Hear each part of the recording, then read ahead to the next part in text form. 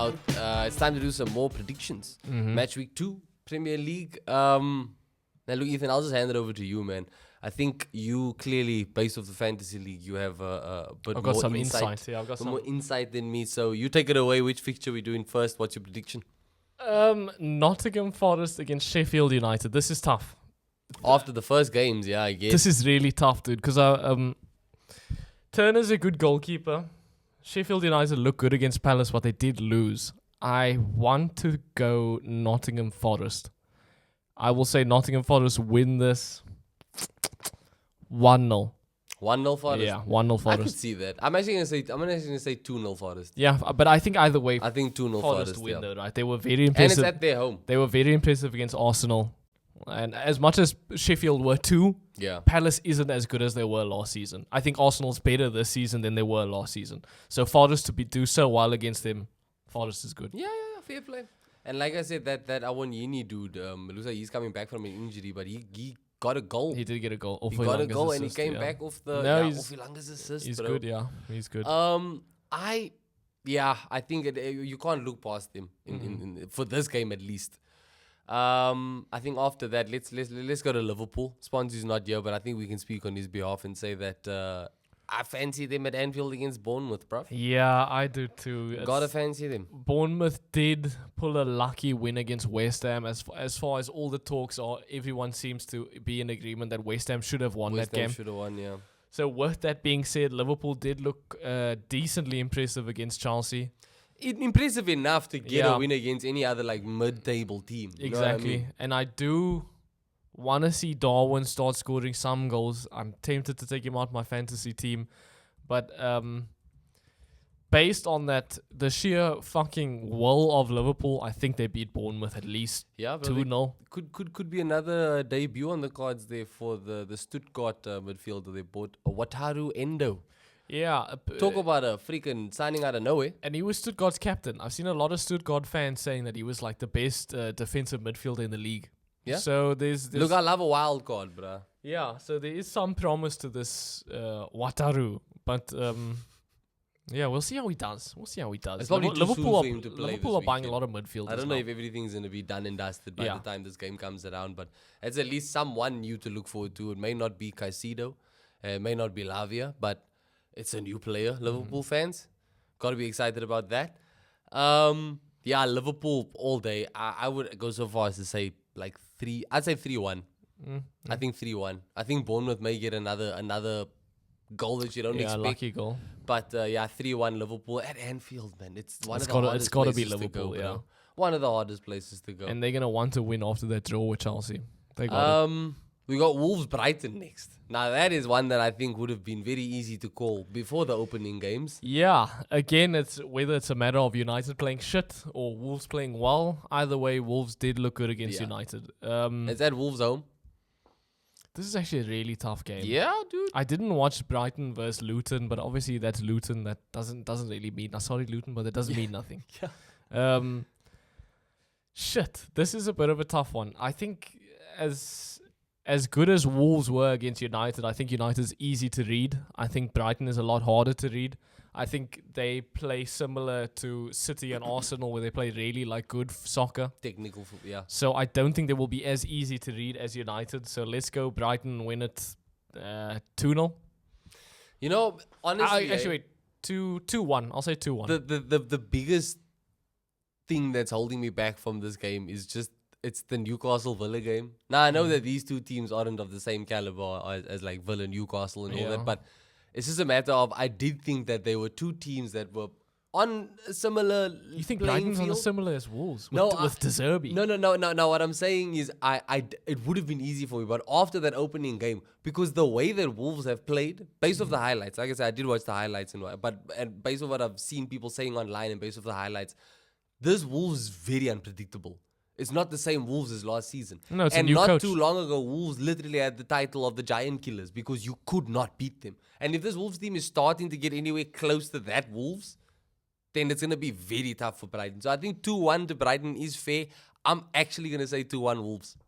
That is a hot take. I'm genuinely going to say 2-1 Wolves, bro. I think that this Wolves team have a surprise in them, and I think that United game is going to spark some serious belief, bro. Genuine. They're not going to look at that Brighton game and panic because Brighton beat Luton. It's not like they watched Brighton thrash a Premier League regular where they can go, shit, you know. They already know Brighton are good.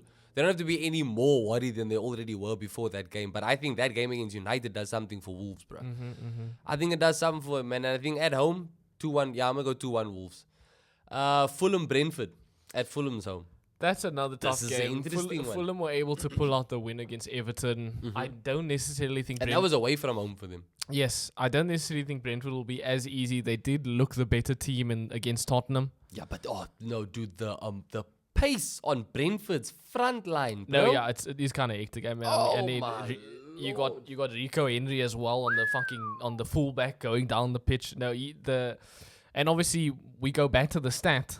Both Mbermo and Wissa scored in that game, which continues straight up which continues the stat. One of them or both of them is going to score.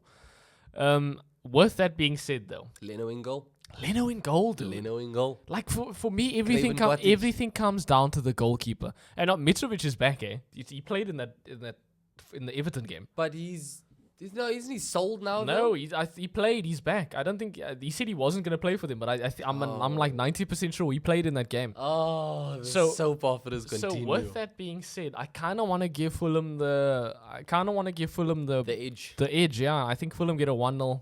I think Fulham get a 1-0 win. Yeah, I guess, eh?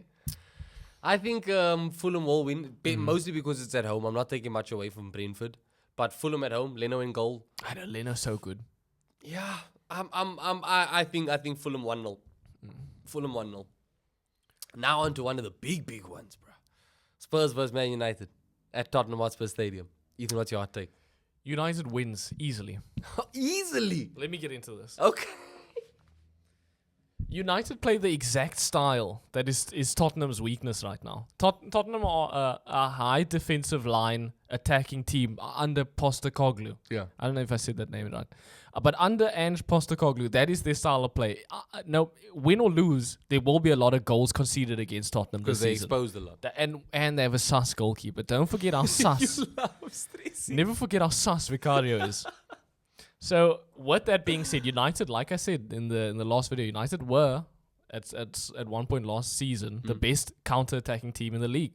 And against a team that is very attacking with a high line, it's perfect. Yeah. It literally makes the most sense. Obviously, if I'm expecting United to play slightly different to the way they did in the Wolves game, I have to expect Tottenham to play slightly different too. Yeah. I doubt they're going to be as open. I doubt they will push everyone as forward. Mm-hmm.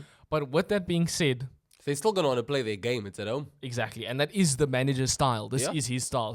I'm sure that he will adjust somewhat to United. And I hope United will adjust somewhat to them as well. Does a different approach come with a different lineup for United? Yes, it does. No more Nacho. Garnacho can't start. I'm sorry, Garnacho. # no more Nacho. No more Nacho. So the way I would line this up, if Anthony Martial's back, which the reports are he had a closed doors behind the scenes game against Everton a couple of weeks ago. And he didn't get injured? Apparently the talk is he is fit. I could see him coming on at some point. Whether he starts or not, I don't know. Mm-hmm. If he does start, I would see him up front, Rashford on the left. Rashford's a lot better on the left. We saw him play striker against Wolves. He was not good. So I put Rashford on the left, Martial up front. I would keep Anthony on the right. He didn't necessarily have a great game, but I still think Anthony offers a lot. He's just got to work on his timing and he's got to work on his right foot. If he takes enough time, he can work it nice. Him and whoever's playing right back need to form a connection. But this isn't the game where he's going to find that time, though. Yeah, probably not. And also, depending on the right back, like Wan-Bissaka's not going to make an overlapping run for him. Yep. Delo might, though. So he just needs to form a connection with whoever's playing right back with him. They need to form some kind of partnership, some kind of timing, so that Anthony is not always cutting in and shooting. Yeah. And if Martial can't play, then I would put Sancho. Sancho is starting because he looked really good when he came on. So I would put Sancho either on the left or the whole preseason we've had Sancho as like a false 9 with Rashford on the left. Go back to that. I would probably go back to that. He looked good in preseason. He looked the best he's looked in a while in preseason. So yeah, I would put Sancho up front, Rashford on the left. Everyone else would stay the same basically. Yeah. I would tell Mount and Bruno, one of them has to work their position out, or one of them needs to be replaced. Yeah. either they work it out or they can't play together. But That's either it. way, Casemiro can't be an island again. No, he can't. He's not the same. He's not fucking 20 years old anymore. He's not going to be able to completely hold a team. Yeah. So yeah, I do still think United wins though. Onana's such a good goalkeeper. Vicario is sus as hell. So I think United win. I think United win 3-1. 3-1 United. 3-1 United. And hey, keep an eye out on captaining Rashford. I'm telling you, keep an eye on that. I'm gonna go. It's maybe another hot take. I'm gonna go 2-2. I think Spurs have a decent record against United, a decent enough record against United. That's with Kane though. Yeah, it's with Kane, but that's what I'm saying. I just think it's gonna be lower scoring, but I still think that they aren't necessarily down and out. You know what I mean? Like the fact that I always give home teams a bit of an advantage, which last week, the opening weekend, proved me wrong quite a bit there. Everton losing at home and other clubs, but I think Spurs at home, with Son having had that harder show, I think that was a reality check. And the one thing I don't think Spurs are gonna try and do too much. I think Spurs are gonna play a solid game. And if anything, they may go into their game just for the purpose of not losing, not so much go there to destroy United. But they need to make a statement now. But right now, that is the manager's style is attack. That is his only style. That's what he's known for. That's what's gotten him to this point. For sure. He can't change it now. Because No, I don't think it's going to change. Like I'm saying, I think more a matter of this team is learning how to attack without Kane. And they need to accept that there are some things that they cannot get right at this stage. So I don't think you're going to see much like you're gonna see a lot of the basics done right. Basically, is what I'm saying. I think Spurs are gonna play they're gonna play their game. They're gonna keep it simple, and they're gonna do what they can to make sure that they either get a win, but they just don't lose. And I think that they're gonna pull it off, bro. I know you're saying Vicario is sus. I know you're saying he's sus. I don't know why of all players for me to have some belief in it's a Spurs goalkeeper, but I think there's a keeper there, bro. I think maybe he'll turn out to be my keeper. Maybe you back keeper, but I just think that there's a player there, and I just think he's gonna need time. But yeah, I think that's gonna be a draw. I think that could be a 2-2. It's a tough game. Another big one for the weekend is Man City and Newcastle at the Etihad. That's also tough. And this is why I didn't want to captain Haaland. So yeah, we've seen Haaland can be kept quiet. I mean, apparently it happened yesterday in the Sevilla game. So he did nothing. They won on penalties. So we've seen teams are able to keep Haaland quiet. That's not impossible. And I think Newcastle have big defenders. And I think those defenders will be able to size for size match him. And hopefully size for size hold him back. And if that is the case... Low scoring? I see this going as a draw. Damn. Yeah, I see this going as That'll a draw. be a very, very anticlimactic result for City. It would be, but it would be a good result for Newcastle. I do see it as a draw. The Nick Pope, really good goalkeeper. City without De Bruyne, eh? So is Edison. City's going to be without De Bruyne at all. So we'll see Kovacic start, I guess. Yeah. Which will be but interesting. But Kovacic is no De Bruyne, bro. No, he's not at all. Rodri, I actually weirdly think there is more chance of Rodri scoring a goal than Haaland. I think Haaland's going to be kept... What I'm trying to say, I think Haaland's going to be kept quiet. That may be a tactical thing, though. Yeah. If that is the case, it may be because of how... Maybe Pep uses Haaland... you can't really use Haaland in any other way, shape, or form other than you can't really. So, it's going to be interesting. I'm predicting a draw, and I am advising, just look at it. Think about it. Look at it. Look at the Newcastle back line. That's what I'm saying. 3-1 City. Fuck. I'm going 3-1 City. 3-1. 3-1 City. I'm gonna go with a 1-1 draw. I think we're gonna see a better City than actually I'll go with a 2-2 draw. We're gonna see a better City than we did against Burnley. Sure, for sure. I think without Kevin De Bruyne, they don't have the luxury of playing in first gear. They need to kill games off as quick as possible. That's why I think they'll do worse though. Nah, I think they are going to just kill off games ASAP now. Until De Bruyne is fit and back in that team, you don't have that luxury of pacing yourself anymore. I think now it's murder, kill, bro. They're just gonna go for it. And the fact that it's at the Etihad again. I think that works to their advantage a little bit. The Etihad isn't much to write home about, but yeah, man. I think Haaland is still gonna just be a nightmare. I think it's gonna be a nightmare, and I don't understand why anybody would captain him. 3-1 City there. Aston Villa versus Everton at Villa's home. Villa are gonna get a win. They have to bounce back. They're gonna get a win. They're gonna bounce back. I think Diaby's gonna get another goal. I do feel bad for Everton though. I didn't watch the Everton Fulham game, but I feel bad for Ashley Young. I do feel bad for Ashley Young. But I know Everton, again, I didn't watch the Fulham game. I don't know how Fulham won. But I don't want to see Everton taking 2 L's in a row. I know it's Villa. Sean Dyche's had, I could see this going against a draw though, you know what I mean? I don't know, man. I think Villa look cutthroat. Without fucking Mings. Even though they got shattered by Newcastle, I think they still look cutthroat, bro. Yeah, Genuine. no, as an educated guess, I will still give the win to Aston Villa. Martinez in goal. I'll give it a 1. I'll give it a 2-0 win. Yeah, I'll go 2-0 as well. 2-0 Villa. I think that's fair. We got London. Everton's low point is their striking. They got no one up front. No one. Unless Calvert-Lewin is... But if he remembers how to not get injured. Yeah, it's tough, dude. We got a London derby. West Ham hosting Chelsea. That's going to be a big one. That is a big I one. have to unfortunately lean towards Chelsea. I Yeah. really do. After the first games, I think that Chelsea are going to get a win. I think Caicedo makes his debut. Oh, is it? Yeah, I think he I makes could his see debut. that. So what, the midfielders is Enzo, Caicedo and Gallagher. And then when Lavia, I don't think Lavia's going to get over the line by the time this game comes around. But yeah, I think that's going to be the midfield, which is a solid midfield. No, it is a solid midfield. It's a young midfielder. It's a better midfield than West Ham, maybe without Paqueta.